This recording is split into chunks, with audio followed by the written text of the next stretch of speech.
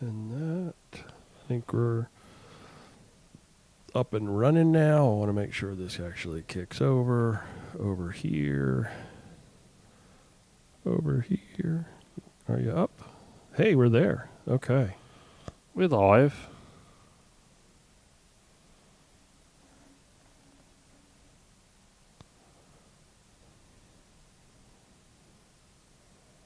Well, hey, everybody. I'm Brian. I'm Joey. Welcome to the Maryland Fishing Line, episode 14. Joey, we're doing something a little new and different tonight. We're actually live streaming the talking heads around the table. Oh, yeah. So That's what we are. We'll see what happens. We'll see if people like this or accept this. Today is Tuesday, August 25th, 2020. This is the podcast where we talk about fishing throughout the great state of Maryland. See, I got excited right there, Joey, because I know where state of Maryland. I had to get up and get pumped up. The Maryland Fishing Line is a production of the Angler magazine, Chesapeake Edition. The Chesapeake Angler can be found throughout southern Maryland and Arundel County and the Eastern Shore if you'd like to see it in your area and it's not there. Let us know. We got a lot to talk about, me and you. Yeah. Recapping like our whole joint fishing adventure that we did yesterday, which was a whole lot of fun. And it, for me, was exciting because it did not involve largemouth bass and snakehead. In the dirty water, like your disgusting kayak. It was. Yeah. Well, yeah, my boat is really... That's all firsthand. You can talk all about that. But before we get too deep... let's talk about what's going on around the state. Now, remember, folks, that all Maryland areas of the bay and tidal rivers will be closed to striped bass fishing from August 16th through August 31st, and the main stem of the Potomac River is now open. That was reopened on August 21st. And those heavy hitters this week that are taking the stage, spot, white perch, Spanish mackerel, and puppy drum right now are the stars of the show. But what's going on, striped bass, Joe? Well, shouldn't be fishing for them, but if you want to encounter them, make sure you catch them and handle them quickly, and probably shouldn't take them out of the water. I was yesterday when we were fishing. I actually had that one perch that felt like it was going to be a rockfish, and I was worried. I was like, "Oh no!" The way it came out of the water, I thought it was a rockfish. Bluefish. If you're out on the main stem, look for diving birds. They give away the location of those breaking schools of fish. Once you've located them, start pitching some metal spoons and jigs into the mix, and it won't be long before you hook up and you can enjoy yourself some smoked bluefish. Yum. Yeah. Oh, look at this. If you want to catch Kobe, you should head to Point Lookout, the Mud Leads, or the Target ship. Maybe there you go. That's like repeat. Yeah. Well, I didn't think about Point Lookout. Let's take our kayaks out there. Yeah, it's true. But if you are fishing for them, you want to pay attention to the surface and picking them up and throw some stuff like large eels or some pretty big. Say large eels or live eels? Live eels. Live eels, large soft plastics. That works. Have you ever fished with live eels? No, I hate freaking any eels. I did a couple of times down the Outer Banks in the fall runs. Mm-hmm. And that was what everybody was catching fish on, and I just did not enjoy it. I was just, ugh.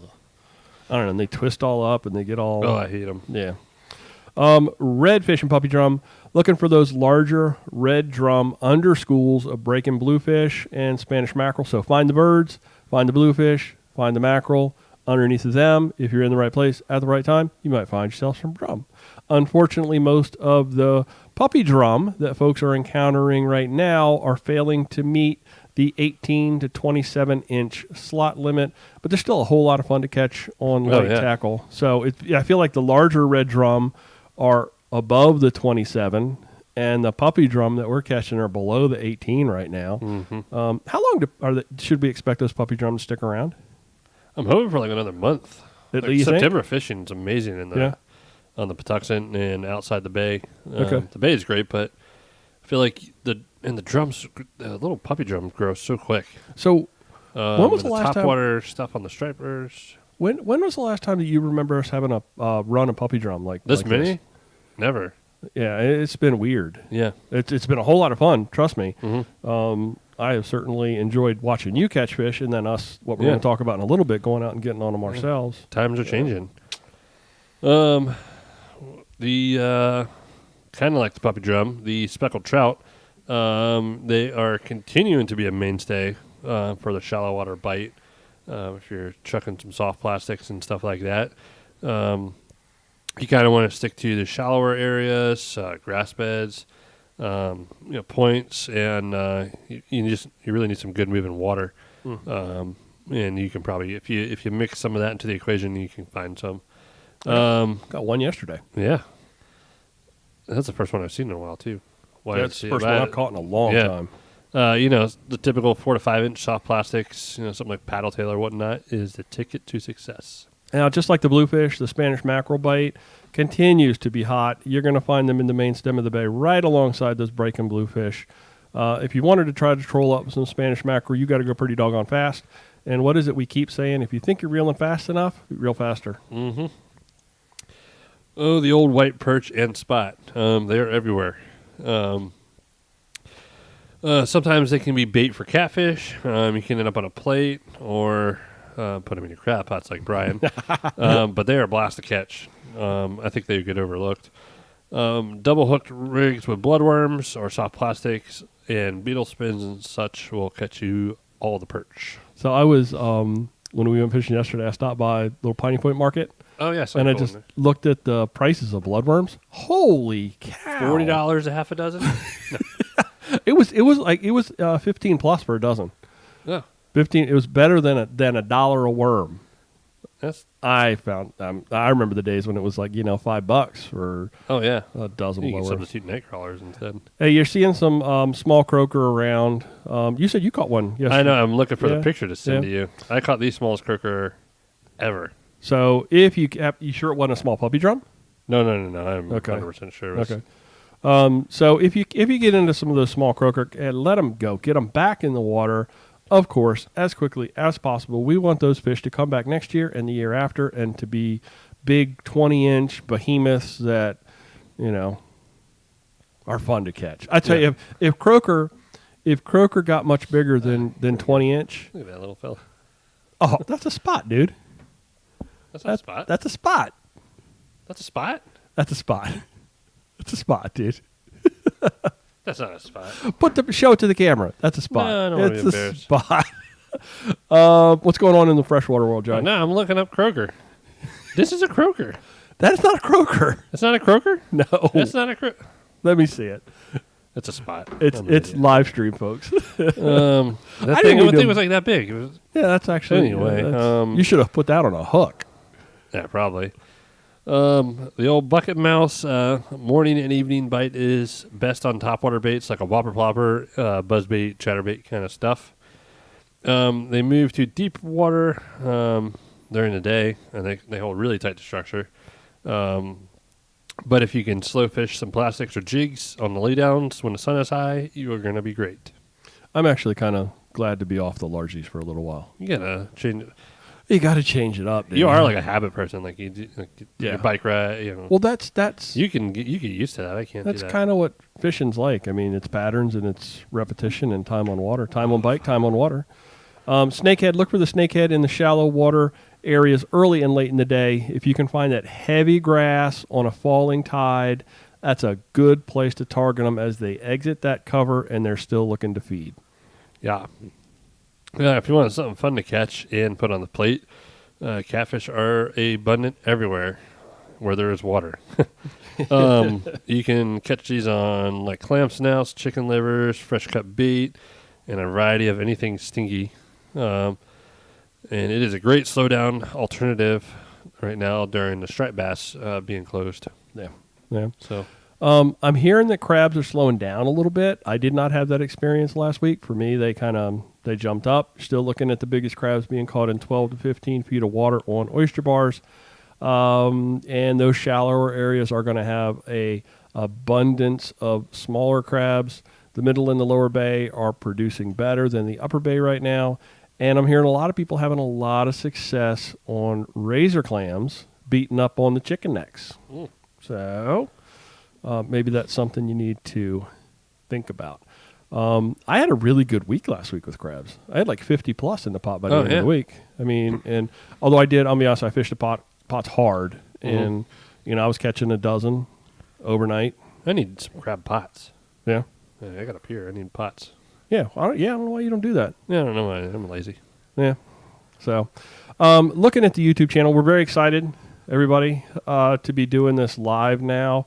Do the live stream, and then this will be recorded and be available. In the past, what I've been doing with the podcast is taking the audio version of it, crunching it out with a little waveform file, and throwing it up there. And people have been enjoying that. People have been consuming that. The numbers are really good. They're high. They're very high on that. But I think this is a little more engaging.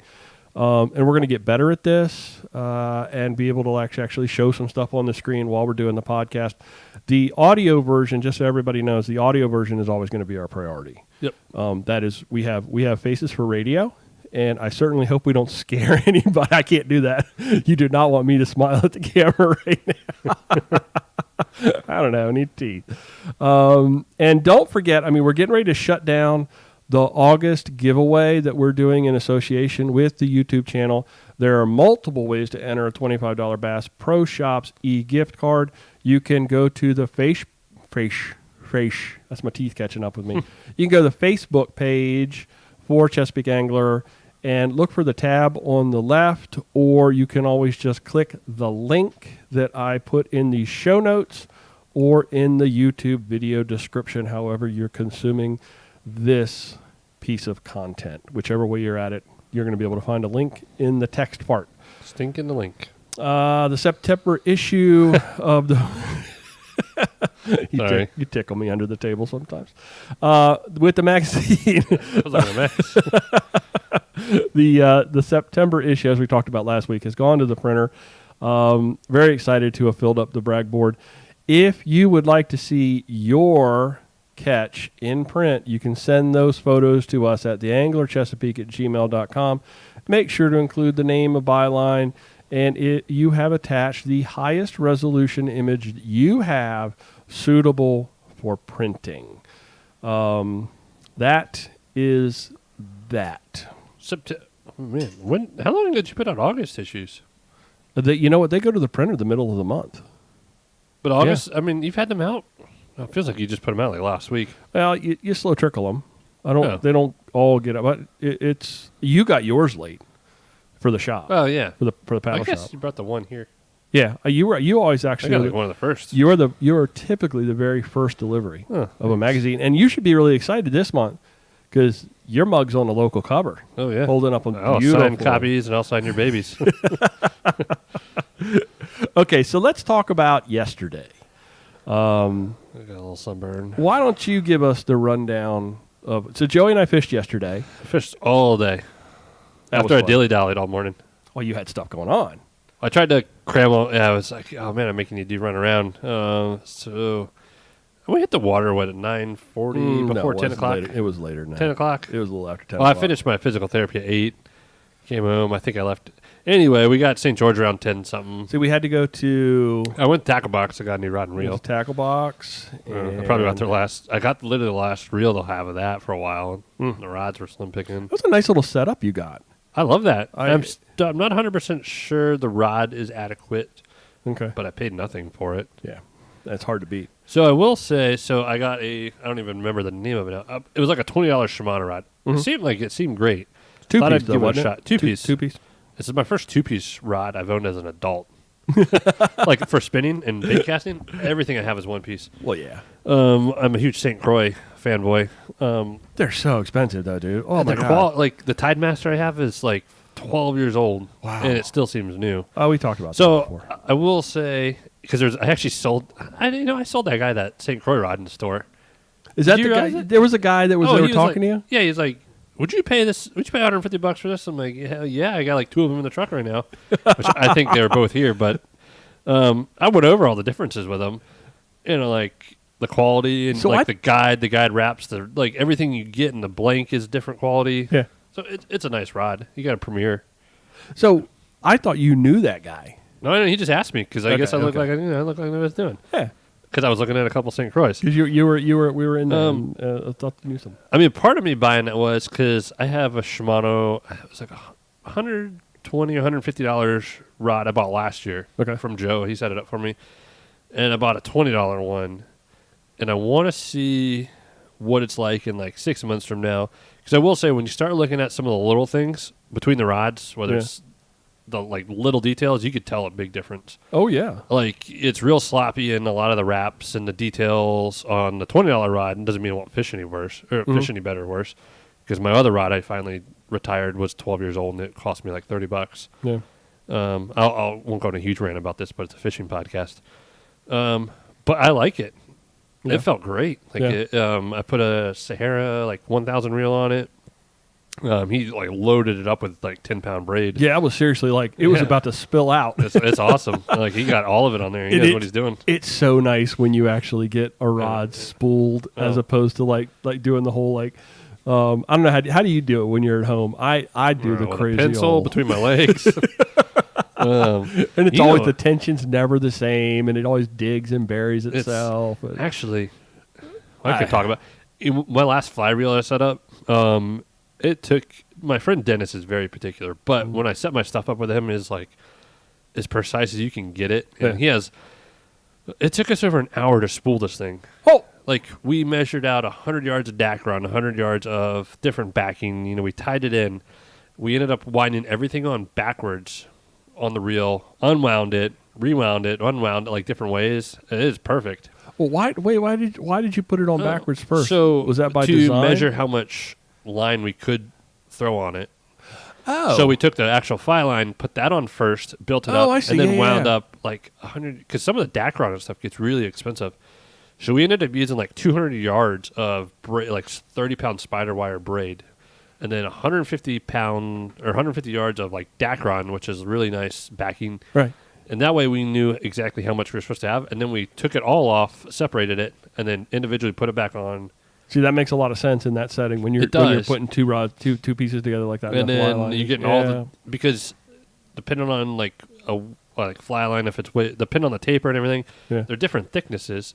So you know, but I'm never going to get 300 yards of backing out. I wish. I mean, anyway. So we did all that, and then we got a sub and made our way down to St. George Island. Yep. Because I picked St. George because we were going to fish St. Jerome's. I've been fishing my creek a lot, so I changed it up. But I knew that if we fished the side we fished, we'd be out of the wind as much as we could. Mm-hmm. And we were. I knew the fishing's pretty good. We don't have to go far from the ramp. Where St. Jerome's, it's like hit or miss. We had to go far. Just wasn't the day to go there. When do you drop in at St. Jerome's? Do you drop in up at Buzz's? Yeah. Yeah. Okay. That is a long ways from Buzz's. It's a mile and a half paddle out to the inlet. That's a lot. Yeah. That's cutting out 40 minutes of fishing time. Yep. Where we could literally hop in and almost start fishing and catching fish at St. George. And it's fun to go down there. It just changes it up. There is a place at St. Jerome's I want to check out, a different parking area. It's like hidden. Okay. It takes like 3/4 of a mile out of it. That's a lot of paddling. But basically, I said I want to go, try some for puppy drum and stuff down there, and you were like, "Let's go." And I knew that we, kind of where we should start fishing to a certain point, like past Ruddy Duck was kind of like, all right, I know between here and there, and I knew the grass was really thick there. Like I was totally prepared for the grass. I wasn't fishing the grass as efficiently as you. You kind of figured it out pretty quickly, because I was trying to hit pockets different ways than you were, because I knew the fish were hiding in there. Oh yeah. Oh yeah, they were right in that edge. Oh yeah, and if you get around that osprey right in the middle, you were. I think the last time I was there, I got chalked up in the grass right there, and that's I don't want to be the first person that gets attacked by an osprey. I don't want to be that headline, and I feel like the ospreys right there will make me the headline. It may have been the ginger in him that brought out the anger in the osprey. Because I got close to him yesterday, and I get out my paddle and I hold it up. I hold up my Ned, I'm gonna look as big as I can. And I'll Mark McGuire that thing. My nice bending branches paddle, but yeah, I kind of have everything. I had a plan in my mind, and I said, let's fish the bridge really quick, and then once we get around, we're going to start fishing the rocks down. Yeah. And then it's it turned on instant. At a certain point, it just turned on for you. Well, I know exactly what it was. I found the spot, and you floated over it, and I don't think you fished. When I caught my little spot right before that. Because you went way up in that cove, yeah, and I kind of fished the outside edge of that cove. And it was immediately, as soon as I got around that little pier, I found some hard shell bottom, then about 3 feet of water that tucked right up against the weed line. And then just beyond that, you could see the little pockets in the grass where there were some openings. Yep. And so what I was doing was I fished the same thing all day long. Little white 1/4 ounce jig head with a Mr. Twister. And then I did switch up and I was throwing a gulp twister tail on the end, and it had a little beetle spinner. I actually used to make those. I've got a whole slew of them. Oh, you do? Yeah. I've been looking for those. I got a ton of them, and I've still actually got all the gear and all the jigs to make more of them. So I started throwing right up in the edge of that grass and pulling that jig out, and you could feel the grass resist it, and it would pop out of that grass into that hard shell. And it was almost like immediately when it came out, and you could feel the jig hit the bottom, a fish would pick it up. And if you didn't, it typically meant that the jig actually grabbed grass and pulled grass out with it instead of popping out. So that was really the limiting factor. When that jig head would get up in the grass and I'd pull it out, it would shoot out of that grass like a bait fish and then die on that hard bottom. Yeah. And a fish would, bam, right there. And whether it was either a perch or a puppy drum, or I did catch one speck. And I caught a bunch of crabs too. Yeah, you caught it. That was so weird. We were about to get nailed by some bad storms. Oh, really? I knew they were Just supposed a to be heads coming up. tonight. We may lose power. Yeah, that's what I was thinking. We have 2 people watching our live Yeah. stream. Well, actually, we do. I was joking. Hey, Charles. I've actually got Darren over at Rhino Fishing TV says, hey, thanks, Darren. And Charles, one of the folks over on the Eastern Shore, fella that fishes and like slays me every month in the KBF challenge. He's one of those guys. Yeah, he always just jumps on me. I've got it later on is I'm actually going to head over to the Eastern Shore and figure that out someday. Old Chuck Chuck over there. I don't know, Charles. You did really well. So we actually do have people watching. That's pretty awesome. Because I kept seeing you over there. This guy's catching fish. You kept floating away. You kept going further. And fishing rule number 1 is you never leave fish to find fish. So, I mean, I was on fish. Oh, yeah, you were right there. I was pulling puppy drum that were 16s. I think I ended up having 6 puppy drum at the end of the day. The biggest one was 16. A couple of them were really small, but the others were middles, like, 12 to 14, kind of that window. I had a little small speck, and then some of the biggest perch. The perch were like nuclear perch down there. I literally am so upset with myself because I didn't bring a cooler. I didn't bring anything to throw those perch in, and I need them for the crab pots. I need those perch. I was like, you know what? 2 or 3 of these would go on the plate, but the rest of them, they're going straight into the freezer. Cut those heads and go straight into the freezer. It was a blast. It's a beautiful day down there too. I mean, absolutely gorgeous. We were out of the wind enough. Yep. We didn't have to go far. We had a nice little lunch on the beach. Yeah, that was cool. Caught a crab on the beach on here. I so badly wanted that crab to drop that crab right in your boat. Yeah. No, thank you. It was good. We waited out the tide change, and then went right back to him. I was catching a lot of perch the first round. After lunch, I started doing much better. I caught 2 or 3 puppy drum, a lot of perch. And then even when we got back together on the way in, I mean, you were picking up a lot of perch. I had some really hard hits. I pulled a couple in. It was weird. I think some of those were smaller perch. Were picking up the tails on the twister and holding on to it. I think I had a couple of them that I brought up to the boat that let go right at the boat. It was almost like, this is mine, this is mine, this is mine. I don't know why I'm skiing through the water like this. And then they'd get out of they'd come up to the boat. And I had one puppy drum, and I went back and looked at the video, and I want to make a video out of our trip yesterday.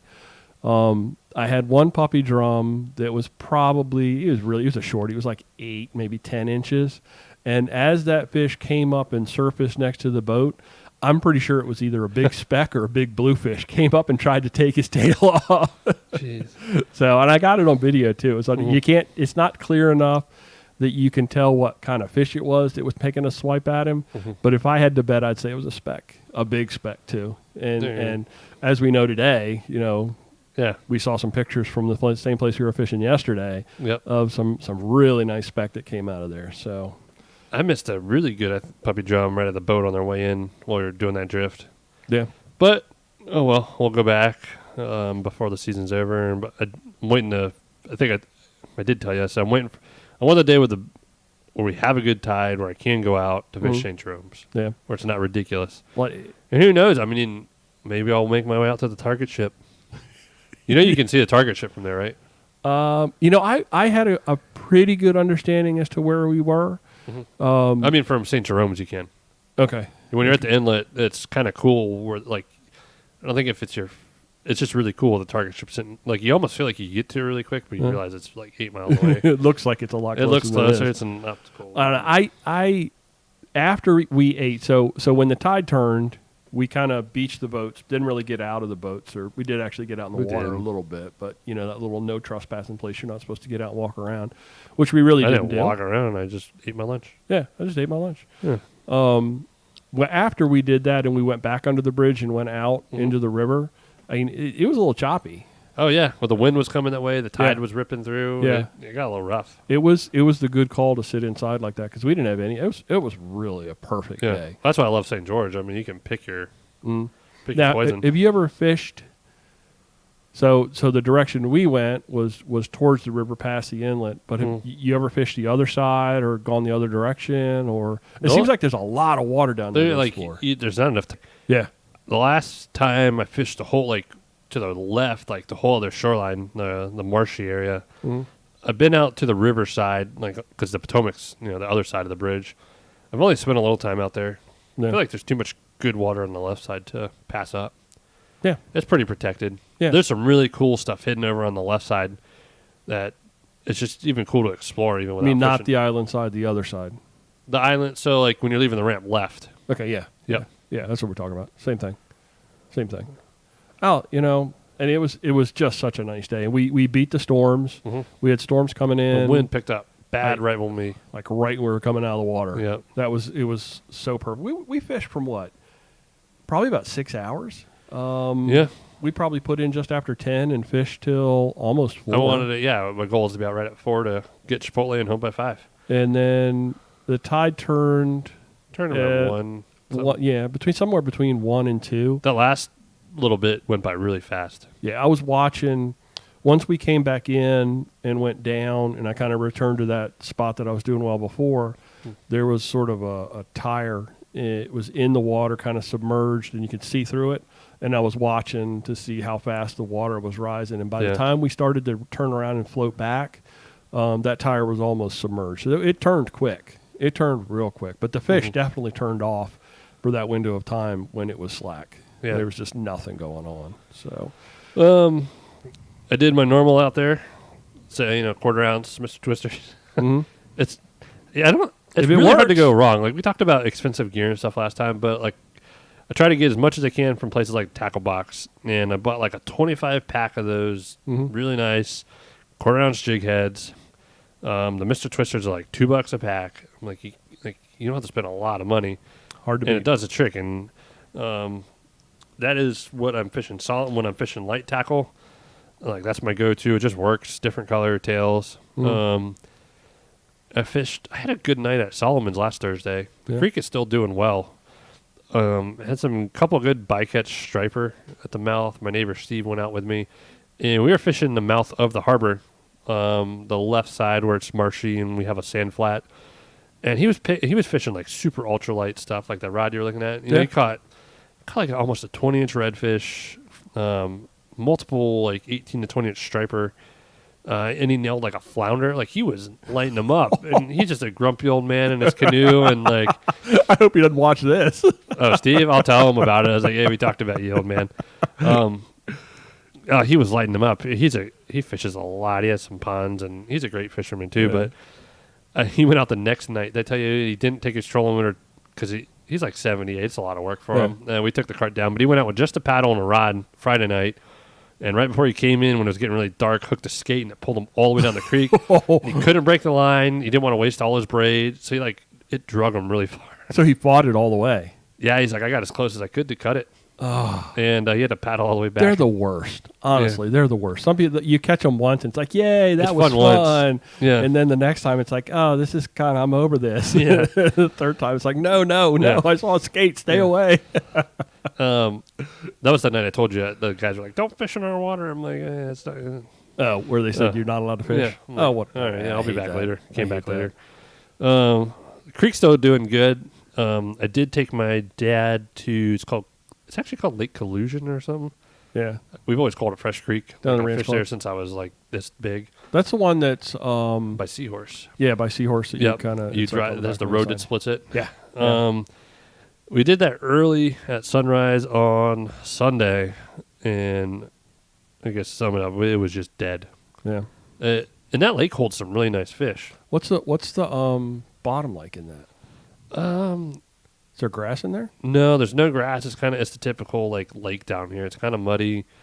It is very wooded. Like there's wood everywhere. I got tired. Like I was fishing like topwater bite right at sunrise because we got there pretty early. You know, when it was like we got there at perfect timing.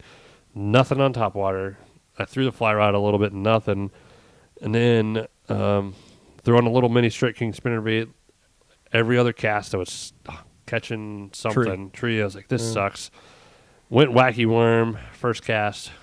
It was ridiculous. And then I fished everything like Texas style, with lizards and worms and Cinco, just rigging them differently. Nothing.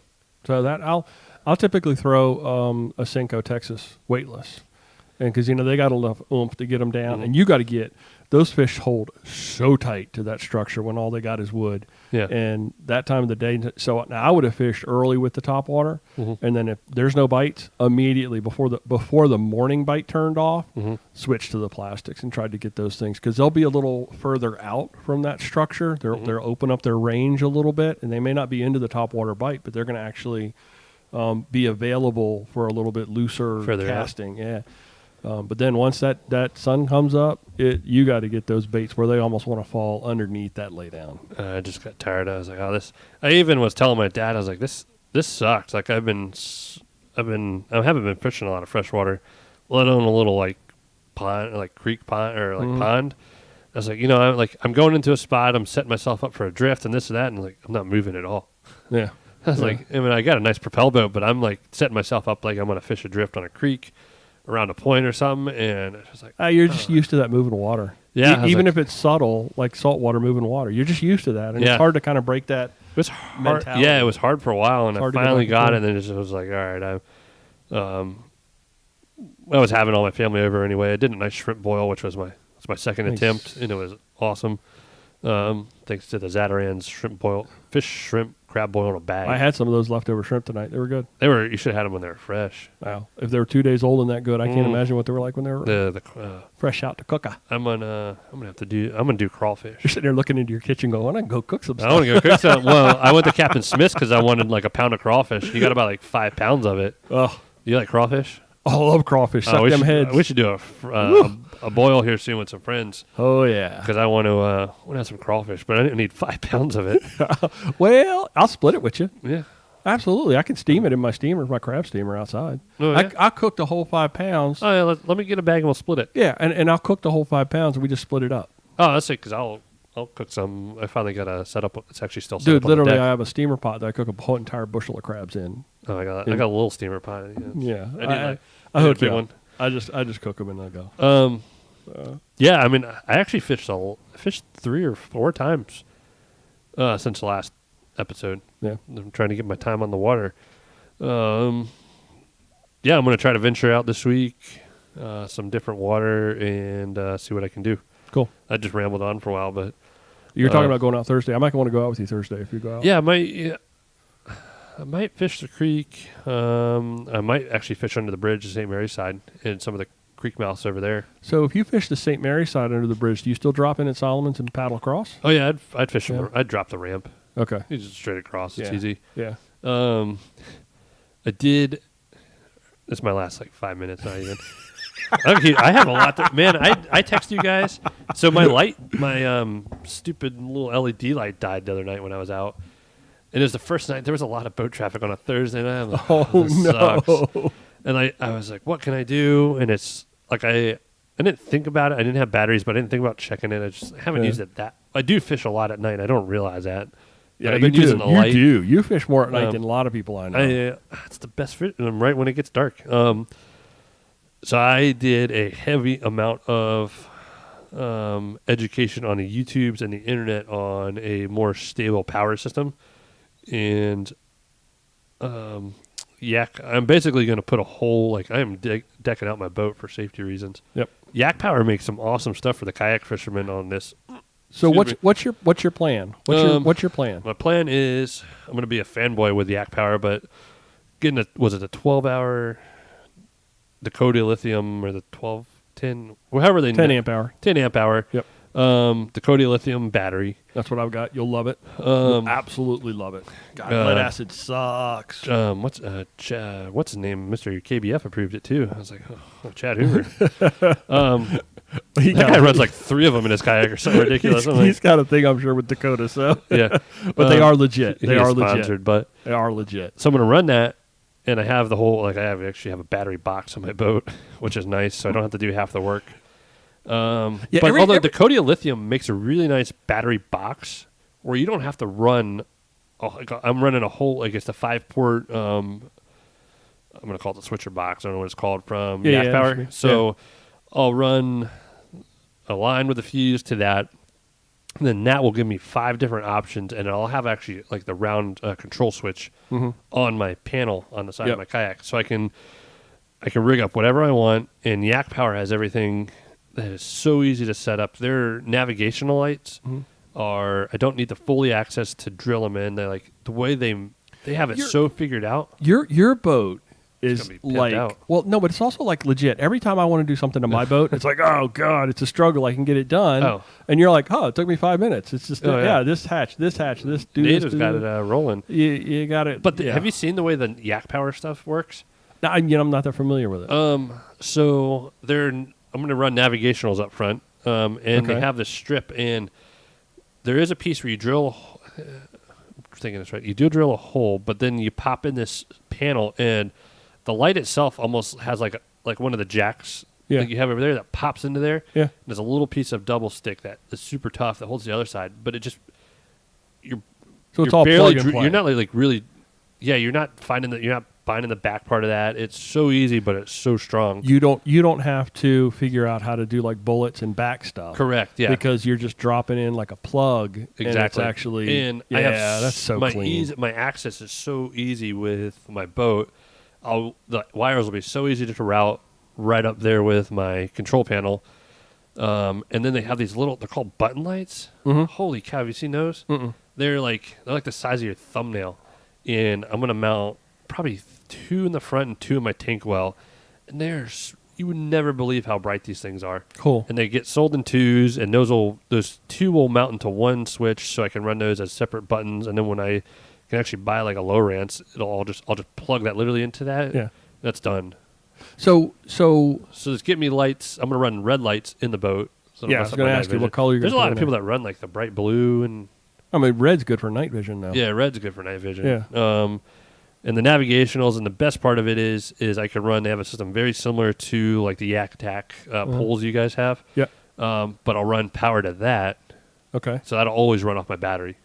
Oh, so you don't have to worry about your all around white actually plug it running in out of power. just flip down and just push my button. And those Dakota lithiums last forever. Yeah. We've talked about that before. I charge mine I think I've had it since spring. I want to say I've charged 5 times. So you have a lot of time on water. Yeah. The only thing I don't think I'm going to do because of my living situation and having a dock with my kayak there, the kayak ramp. That's true. Is they have one of those trickle charge things that I could basically run an extension cord, so I never take the battery out. Mm-hmm. It's kind of a hassle to bring the kayak all the way up here. So I'll probably charge the battery in the house when I do have to charge it. It's easy enough for me. That's what I do. Steve runs an extension cord up to his car every night to charge his battery next door. I can put mine in my house and charge it.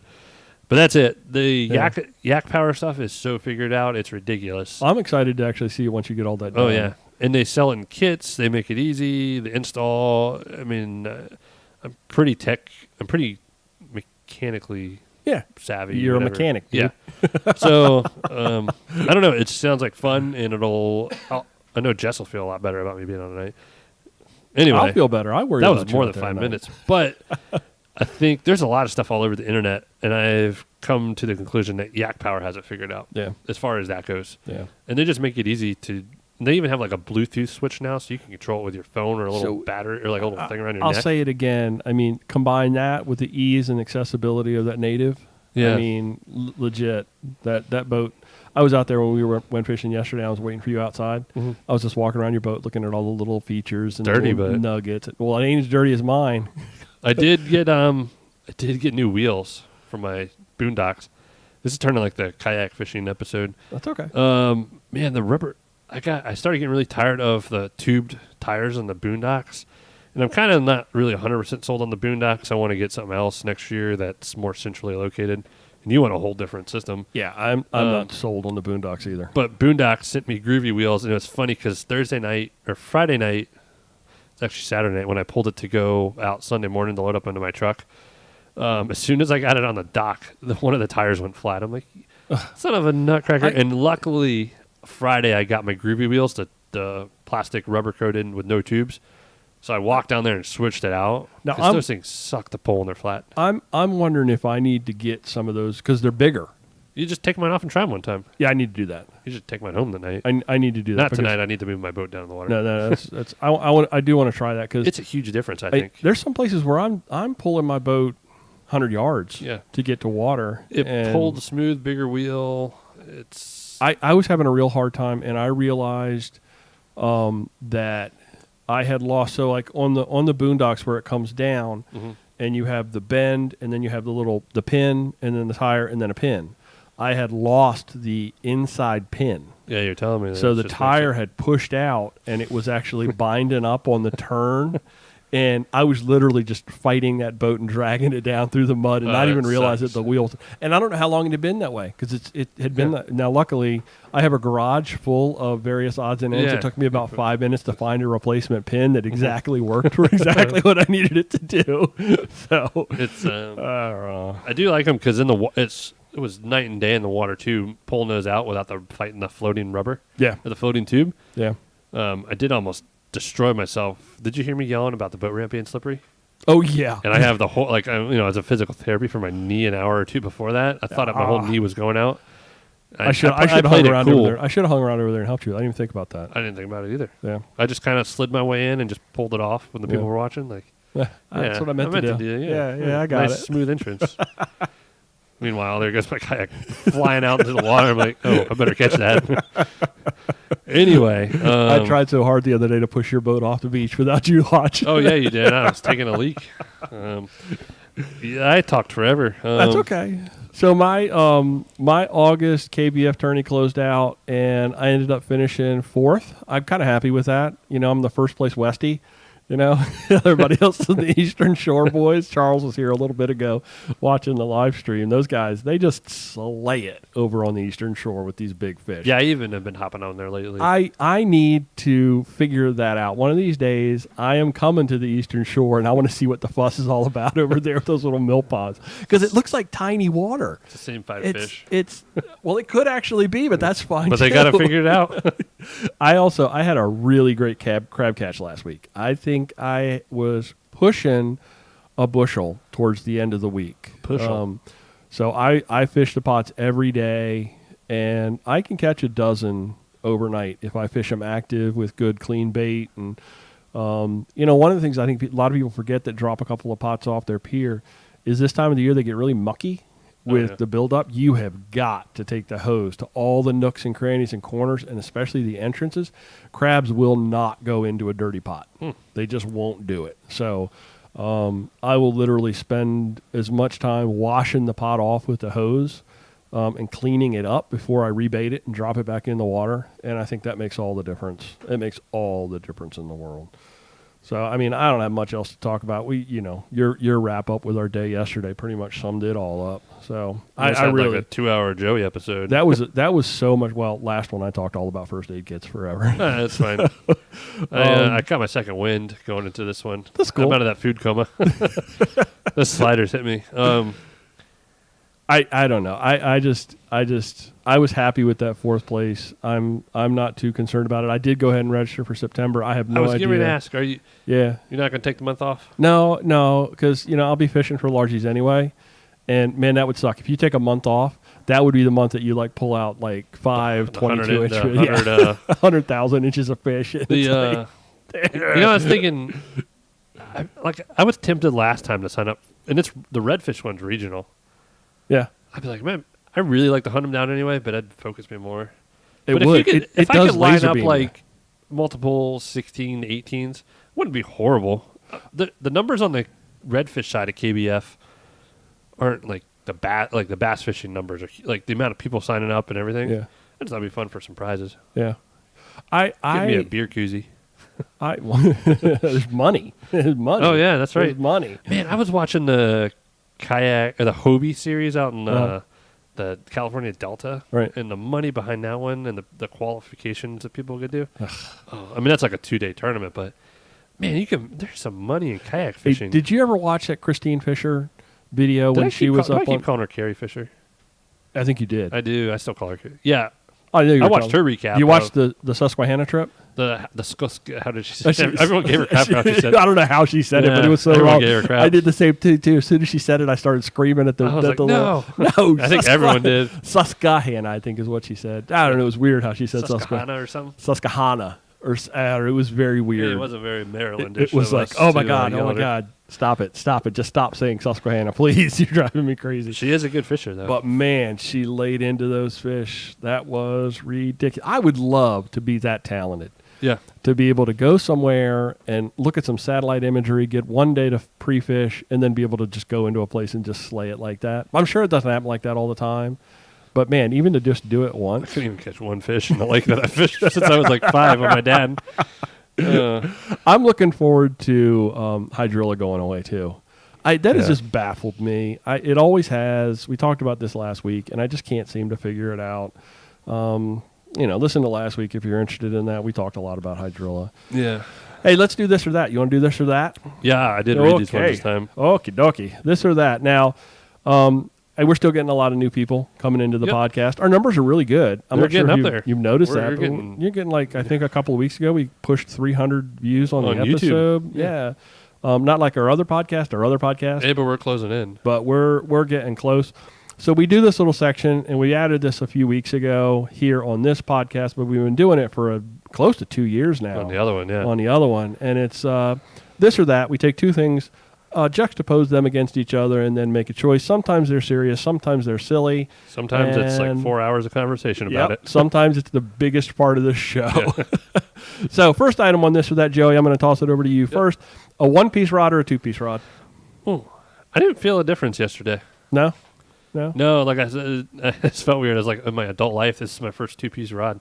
Well, as far as like not regular tackle, what do they call that? Not fly rods. I think. Well, yeah, fly rod's different. Although a one-piece fly rod is.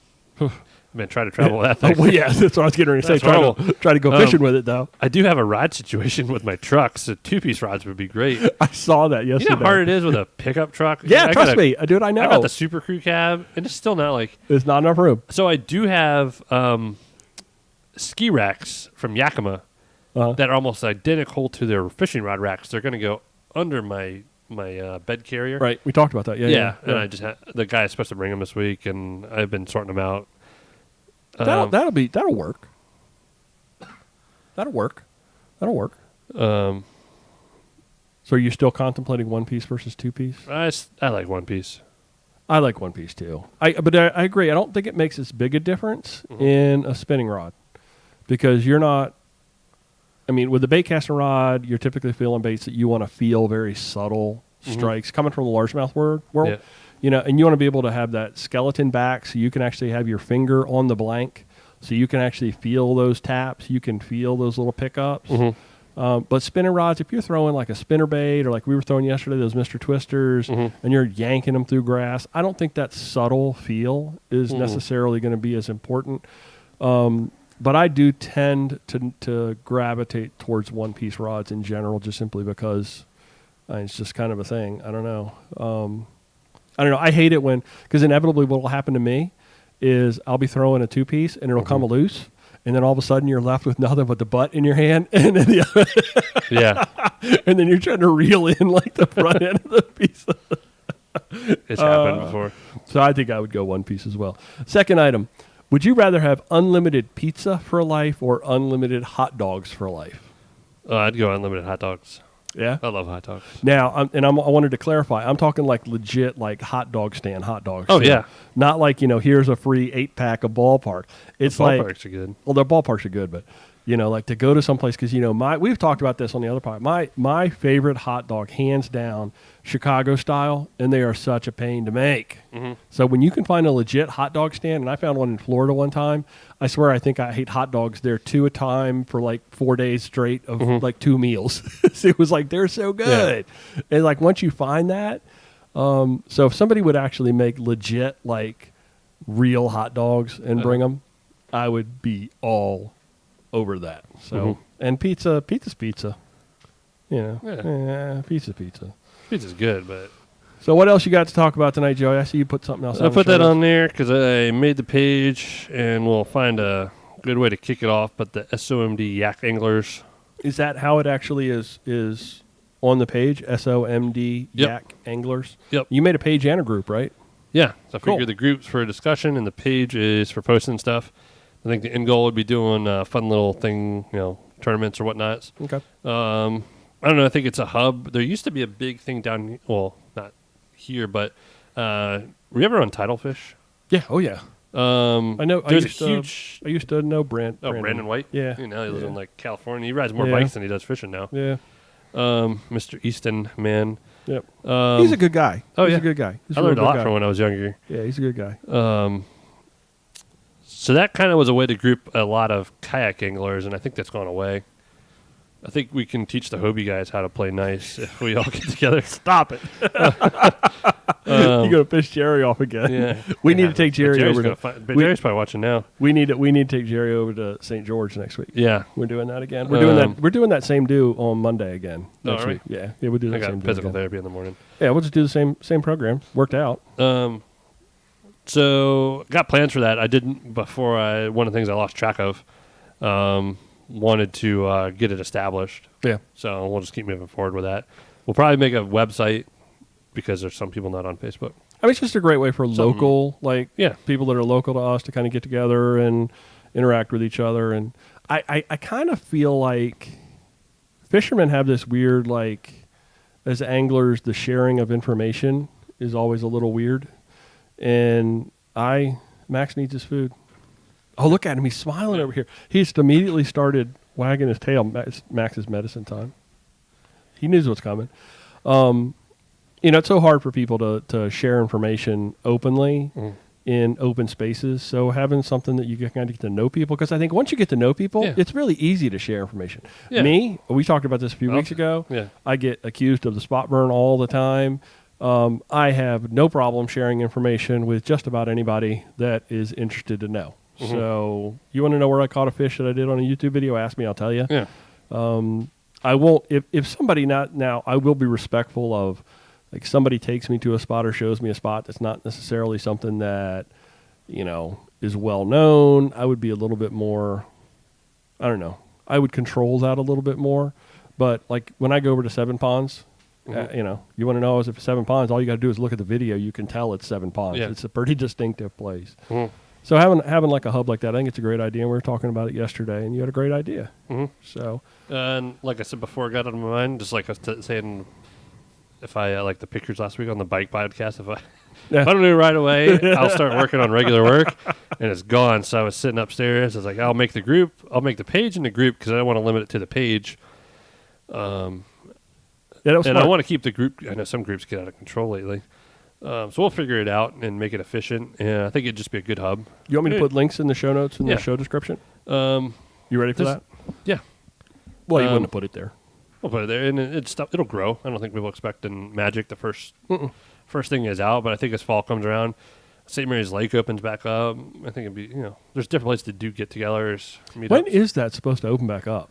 I was doing the math. It's maybe like October, November. Yeah, I think it's like October, but I'm wondering if they're on schedule. They have not reported anything on that, and it's been so shut down you can't get in there. Mm-hmm. So I'm ready for that to be open because I'm sure there are big like 5-pound bass in there by now because they just had nothing to do but grow all year. I wish. Okay, cool. I'll put some links to that. So if you're looking for that SOMD Yak Anglers on Facebook, there's a page and a group. Find it, follow it, love it, and post there frequently and often and share all of your inside information with Joey. Sound good? Yeah, that was like the other half of Joey episode.